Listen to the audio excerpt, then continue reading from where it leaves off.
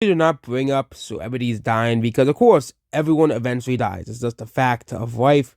No one's immortal. Okay, no one's a god that can live forever in this physical realm, obviously. But this one is impactful for me because Dragon Ball, as an IP and a series, has been incredibly impactful on my life. So the creator of Dragon Ball Z passes away at 68. 68 is still he is still an old guy. 68 is pretty old, but he didn't even reach the age of 70. Whereas most people tend to start dying around in the 70s and 80s, obviously. But it is shocking if people don't die before the age of 70. Toriyama is a very private man, so he didn't get to know it until yesterday.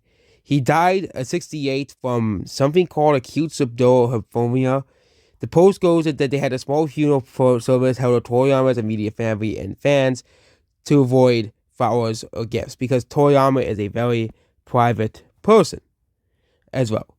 So Dragon Ball as a series, well, of course, with on as well. So a lot of the things Toriyama has been developing, we'll see what will basically because Toriyama has been creating things until the day he died. Okay, he's kind of one of those people. But okay, I don't think Toriyama ever was gonna quote unquote retire because that was his passion. His passion was to write stories, characters, and design characters as well. But yeah, Toriyama had a wide variety of works in the project, and his passion including Dragon Ball Super manga, Toriyama's involvement in the drama anime. So that means if there's a Dragon Ball Z movie coming, well, Toriyama won't have any input because he's dead. He can't do anything about it. So that means we can't have like a Mario movie situation where Nintendo was involved. Maybe some of Toriyama's partners can be involved because Toriyama, of course, had people he worked with the Super manga and Daima as well. He also created other things like Chrono Trigger, Dragon Quest, and Sandland as well. And of course some other works as well. But his most notable work was Dragon Ball.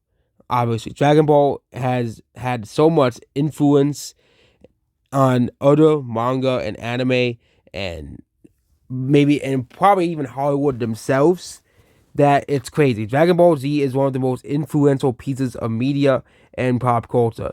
Dragon Ball Z brought the world of Japan to the West and Latin America. And well, of course, Dragon Ball was not the only thing Pokemon did as well, but Japanese, the obsession with Japanese things didn't really come until Dragon Ball became really popular around the 90s in the West and Latin America.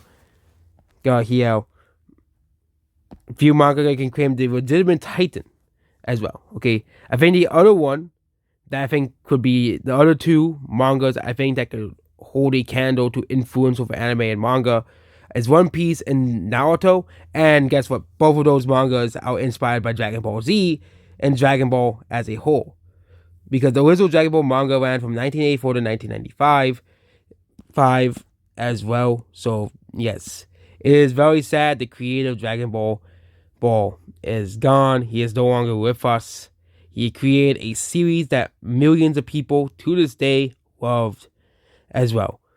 And yes, that's it about this video here. Goodbye.